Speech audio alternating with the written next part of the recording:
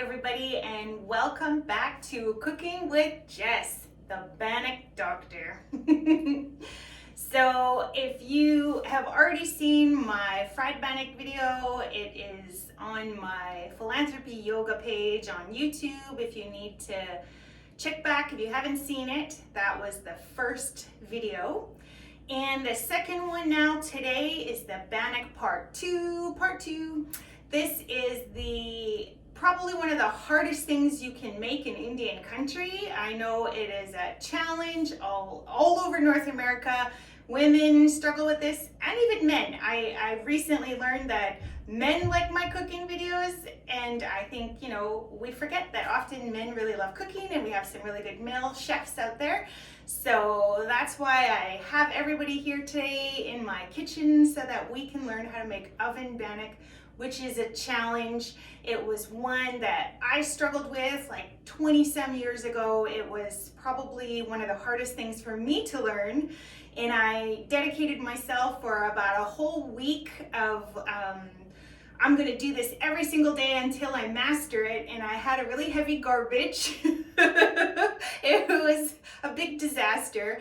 And a friend had shared an article with me because she knew I was trying hard to learn, and I didn't know what was going wrong. I didn't know what I was doing wrong.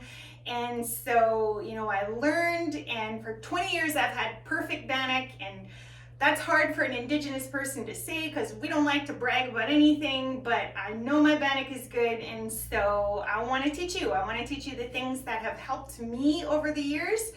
And of course, you'll end up making your own recipe. You don't have to use mine. I think when you start, it's a good idea to just follow the recipe so you get a feel for it, and then you can definitely change ingredients to suit your liking. But that being said, I'm gonna post the recipe onto this bannock video. And the one thing that I will stand firm with, that I would say do not change, is that you wanna keep that ratio of 1 cup of flour to 1 teaspoon of baking powder. And so you're gonna have that ratio, and then you can add water, and then that, then just enough to make the dough, make it, a soft dough and not sticky. And then that is the purest form of bannock you could have. And everything else that I've added to my recipe is purely for taste. The egg, of course, is going to help with some rising power too, but you don't have to have sugar, you don't have to have salt, you don't have to have milk, and even oil, you don't have to have oil. But I know that when I use the oil, it helps in the mixing stage for pliability, so it's not so super sticky. If you do substitute, for instance, with the canola oil or vegetable oil, and you try, let's say you're super fancy, super bougie, and you want to do melted butter, the flavor will be great, but what's going to happen is your dough is going to be a little bit stickier. So just keep that in mind. But the flavor will be out of this world, because I've done that one too. I really like it. But for today, I'm using vegetable oil just so that you can see the texture that results. So we'll get started. So now I have my dry ingredients already assembled. So you're gonna do your flour, your salt, your baking powder first, mix them all together. And then if you wanna use brown sugar like me, put it in last, and then you're gonna try and break up the clumps and stir it in all over. Then you're going to have your liquid ingredients. And I have my liquid ingredients here. Keep a whisk inside of it so that you can keep the egg from separating if you choose to use egg. If you don't choose to use egg, it's probably not going to make a big difference if you have a whisk or not, but if you do have oil, it'll probably separate. So that's a good idea to keep it nice, so then it doesn't, otherwise it's going to pour out in different layers into your bannock, and it'll get confusing and a little messy. So it's better to just have a fork or a whisk in there. So we have these assembled. Now with my dry ingredients, I made a little tiny valley inside. You can see it's not a super big valley, just a tiny one. And this is not going to be like your Cook'em's bannock. If you've watched your Cook'em or your aunties and they make a bigger valley and they pour everything in, we're not using that method. So just have a little valley, okay? So this will be part 1. We're going to have 3 parts to this bannock. So part 1, is the little valley. And now what we're gonna do is we're gonna take our ingredient or our liquids, and we're gonna pour in a little bit, not the whole thing. So I'm going to, and I'll try and show you a little bit on the screen, but it might, I gotta get someone with a camera to be coming and following me around. That'll be easier. But I poured it in. I think I don't know, you might be able to see. I don't want to pour it out. Okay, you can see a little bit there. And so it's a tiny little bit. And what we're going to do with that tiny bit, we are going to take in a little bit of the flour, and we're just going to gently bring it in around a little bit with a fork, okay? So you're just going to be gently stirring it. You would have seen the exact same thing in the fried bannock video. But it's important, and we're just gonna break up any of those little clumps, and we're just go slow and steady here. Do not rush, because it's when people rush that you're gonna create a lot of clumps in your bannock. You're gonna have dry pocket areas, and you're gonna lose control. So listen to me and go slow and steady and keep that control. So now your liquid, you'll notice, is starting to get a little bit thicker, and that's what you want. We're going to basically be forming, it's going to be nice and thick, and it's going to create almost like a paste. It's going to turn into, slowly, it's going to turn into like a dough, but you just want to pull in that flour or that dry mixture all around, a little bit at a time, into the center. And if you want to know the history of bannock, that's in the fried bannock video. I'm not going to do it again. It's with like the forts and colonization and all of that fun stuff. This is not an indigenous food that's native to Canada or the States. This was something that was meant to fill us up. And if you want to fight me over that and you think that it is a Nietzsche food, we can go. Just kidding. Your cookum told me it's not a Nietzsche food, so there. Listen, Linda. All right, so now it's getting a little bit thick, but we want it to form into a dough. So I'll show you a little bit, you can see. And if you see little, like tiny little brown spots, that's my brown sugar, that's okay. You can break, and they're gonna break up probably a little bit with your fork. They'll break up when you're mixing the dough with your hands, so don't worry about that part. Keep going with your little ball.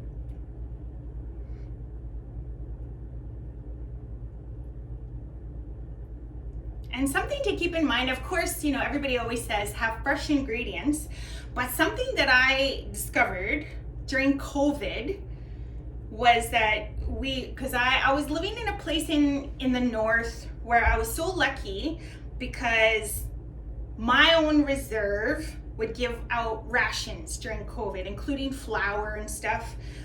And I lived near there, so I got some rations. And then I lived in a Métis settlement, and so then they also gave us rations, which is really nice.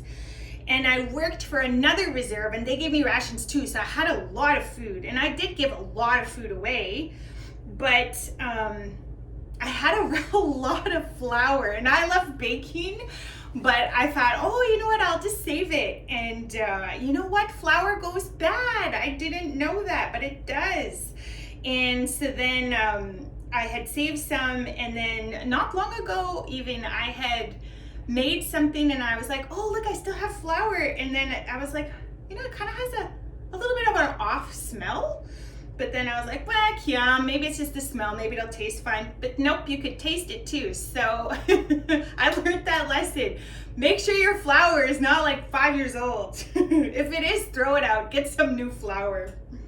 So, and that'll make a big difference in your bannock. All right, so I have my little ball of dough. It's starting to just be dry pockets everywhere. So now I'm gonna leave it, and I'm gonna add a little bit more of my mixture. Stirring it up first.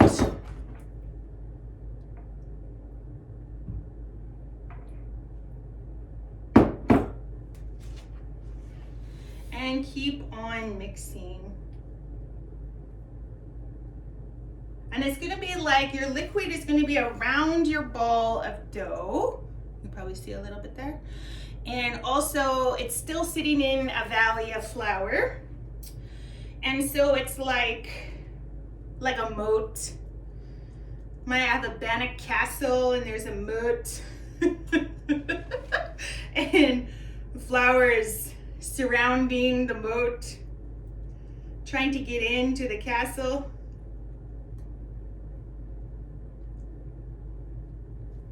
Oh, we're just slowly mixing it. And so you'll notice that little ball is getting a little bit weaker from the liquid. That's okay. Just keep adding in more. A little bit of flour, go slow and steady. Don't rush this process.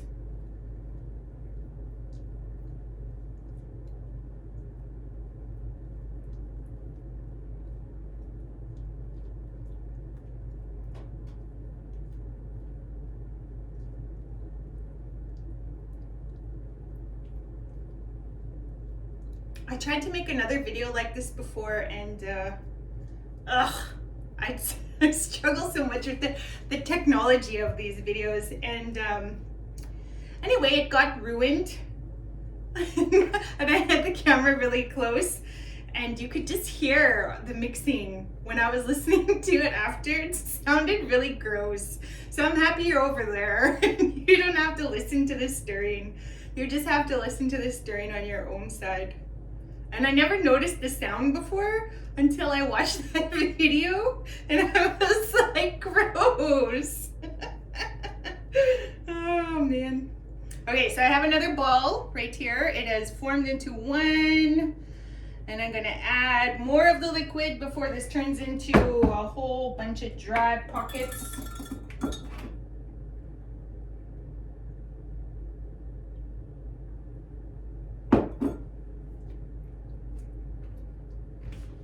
If you didn't see my other videos, this is my Christmas present to the world, because I know what it's like to have yucky bannock and how frustrating that is, especially if you don't have family. That I know a lot of our Indigenous people have struggled to reconnect with their families because of the scoops and the residential schools and lots of displacement. And so I thought, you know what?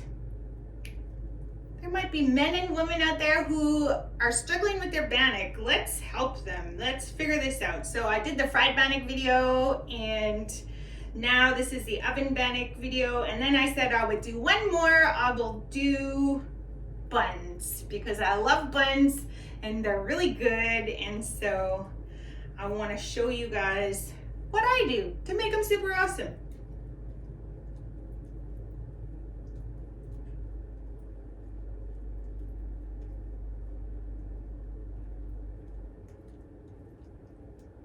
All right, and this one is,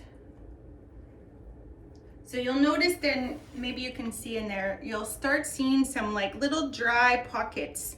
That's the part where your bannock is gonna start to fall apart if you have too many dry pockets. So try keep it together and try keep it evenly mixing with the dry to wet ratio. Because if you have too many dry pockets, you're gonna lose control, and again, your bannock is gonna start going all over the place in different directions, and you won't be able to get it back. It'll be a struggle. So keep it as one unit as much as possible. Now, we are almost done with the liquid.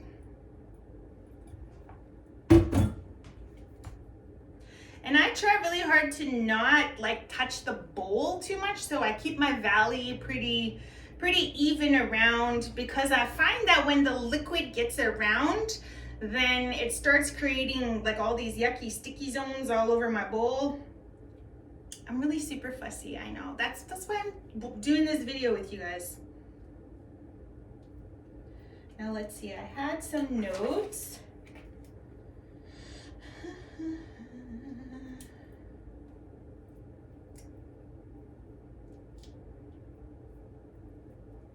No, those are mostly for the fried bannock.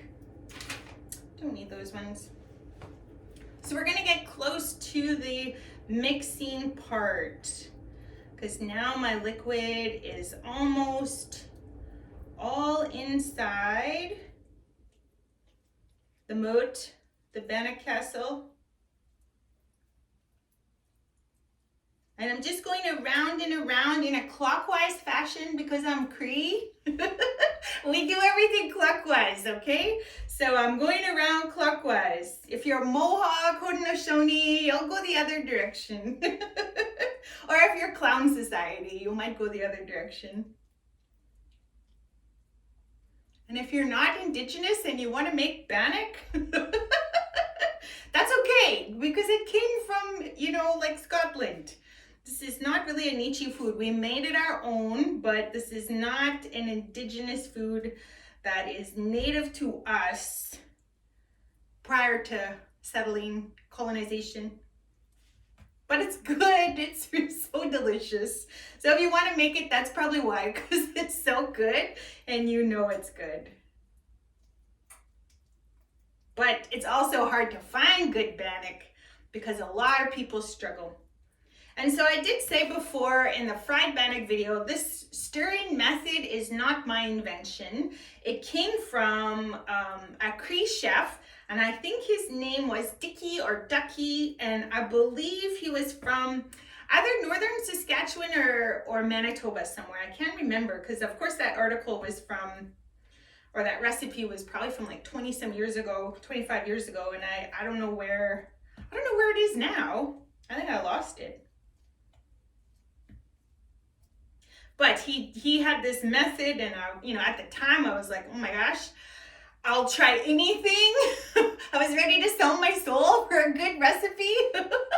Just kidding. But it was that important to me. It went to the core of my being. So if you're struggling, I feel for you. I know what that feels like. All right, so now pretty soon I'm not gonna need a fork. We're gonna get in with our hands really soon. Make sure they're nice and clean. They're gonna be covered in dough.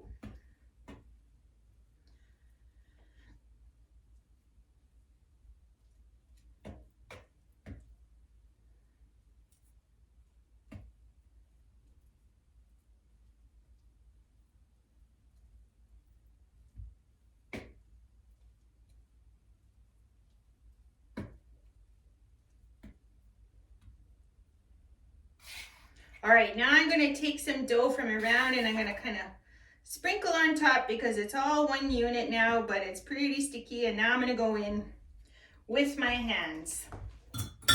So the grease in the Bannock at this point is really to kind of help with the sticky part, right? So that's the function of it in this Bannock. So I'm sprinkling a little bit of flour. I'm keeping the dough as one unit as much as possible. I'm not gonna get in there and knead anything. I'm just putting it together and taking out some of the sticky zones right now because I'm gonna pick it up right away. Picking up this bad boy.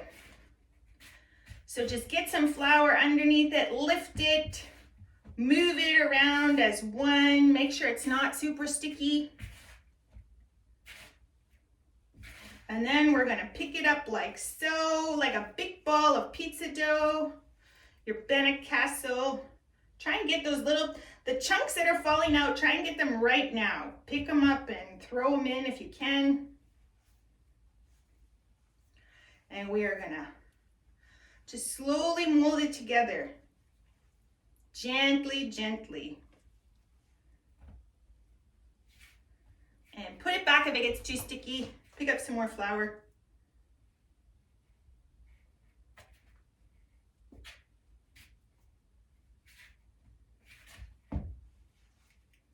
So this stage, what we're doing right now is we are developing the gluten the way that you would develop it with like kneading. But we're keeping it together as one unit, and you really could knead it, but I find that you could just go right in right now. But this is also another stage that people start to lose control of their Bannock, and that's when it starts to become hard and I don't like hard bannock, so I like it to be really soft. So I like to feel what's going on with my dough. And I know that and some people might watch this video and go, what is she doing? And you know, they just want to compete. That's on them. Maybe they have awesome bannock, but they never shared it with anybody, and I'm sharing it for free just because I love y'all. So whatevs, they can just go be perfect over there by themselves. We're gonna get there too, right? So we have it all together. Pick up those little chunks before you'll lose them. Put them in. And then just keep picking up more flour as you need it. But you'll feel that it moves as one. My fingers are kind of going in and pushing it, but I'm feeling it gently too, right? And so I can feel the density. It's a little bit denser. You don't want it to be too dense. That's when it'll start getting tough. But it feels soft. I want to make sure like it's not sticky. So right now it's feeling like it's almost ready. It doesn't feel sticky. It feels nice and soft, but it's still heavy and dense. But it's feeling good, and it's not super sticky, so I think it's about ready. This point, if you were gonna make, for instance, like bannock burgers, if you wanted to make little bannock burgers, then you could simply cut it up in this stage into different balls, and you would just make, you know, a little ball and flatten it, and another little ball, or you could even use cookie cutter slices if you wanted to make it perfect, or like a cup or something like that. But we're just gonna make one big round right now. Oh, and I was gonna show you, I'll put this down for a second, I'll show you. My finger's a little bit gross. This is the bannock I made last night. So you can see what it looks like. It's really a bit golden brown. It's nice and thick and really super soft and beautiful and delicious. So that was my example from last night. So you know what you're gonna get. And then I made hangover soup today. But even with that one, I'm making a recipe. I want to make it perfect, and then I'll make a hangover soup video too if you guys want. But only if you want it. Otherwise, I don't need to be on camera all the time. All right, so this is ready. Now we're going to take some flour and sprinkle it over here on a clean counter or somewhere clean. And I'm going to just quickly form it into a little ball. And I want the ball to kind of look about as nice and presentable as I can, just because I'm going to lay it out and I want it to look nice when I, make my bannock. I want it to look beautiful and pretty. So I am smoothing out any wrinkles, at least on one side. The top side will probably be really beautiful. Okay, so it's pretty right now. I'm gonna put it down. I'll take a little bit of flour, sprinkle it on top. And then sometimes I'll take a little bit of flour and just put it on the side in case I need it, because I'm gonna make it real gross right now. I'm going to, a little trick to making your hands like not be super disgusting like this is to take some of the flour and then put it in your hands and simply roll off the crusty parts of your dough. But I don't want to dig in there and use it for my bannock after, because now it's going to be really gross. But this part helps. Oh, and I forgot to mention, before you start making your bannock, to turn on your oven to 350, and you're gonna want to I usually use like a top rack. I'll have 2 racks, and then the higher rack is the one that I'll use.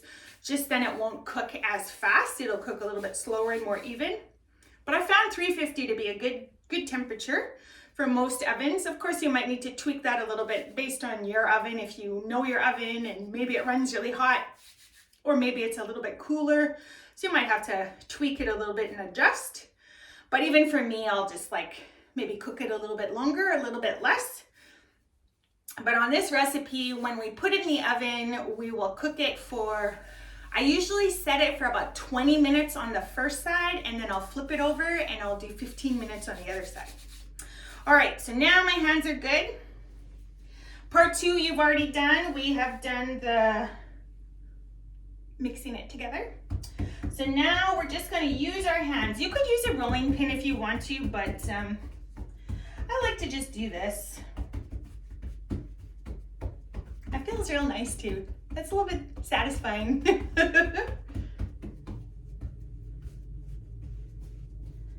All right, so they're a little bit oblong, so people kind of make like an oval shape. Then you'll take your fork. Let's get that. And you want it to be nice and floury, or else it might create sticky pockets. So now when we poke holes in it, don't overdo it, right? We want enough for the heat to get through because it is a thick bread, but we don't want to put too many holes, because if you put too many holes, then when you go to turn it over, it'll weaken the bannock and it might fall apart on the cracks. So you don't want to put too many holes. All right, now here's part 3 is another little trick. Now you're going to use tin foil, okay? I use tin foil on my bannock to cook on, because it allows for expansion of the bannock. So you can have the bannock rise on one side, and it's also going to be rising on the other side. Because if you just use a pan, you'll notice that people, when they make it that way, one side is just like hard and flat and the other side is fluffy, and I like it to be fluffy on both sides. So I let it expand that way, but it is a little bit tricky to get it in and out of the oven, and I'll show you a tip to help you with that. But to get it in, I'll put the bannock on, and then I'll usually grab the corners. This is like a double layer of tin foil. I take a long piece and I fold it in half, and then I'll sprinkle a little bit of flour on here, and I'll put my bannock on, and I'll usually use the corners and ever so carefully put it in the oven, not burning my hands or my arms. That's real important. And so very carefully letting it in. And then of course the tinfoil bottom and then the rack underneath will allow the bannock to kind of fluff out on the underside, which is really nice. So now we're going to dust off some of the excess flour. I'm just going to put my bannock on this side. I don't want to put it on flour. And we're going to pick it up. And it might wrinkle a little bit in this stage, but I'm just going to dust it off a little bit. I don't want too much flour on it. And lay it down. And it's ready to go in the oven.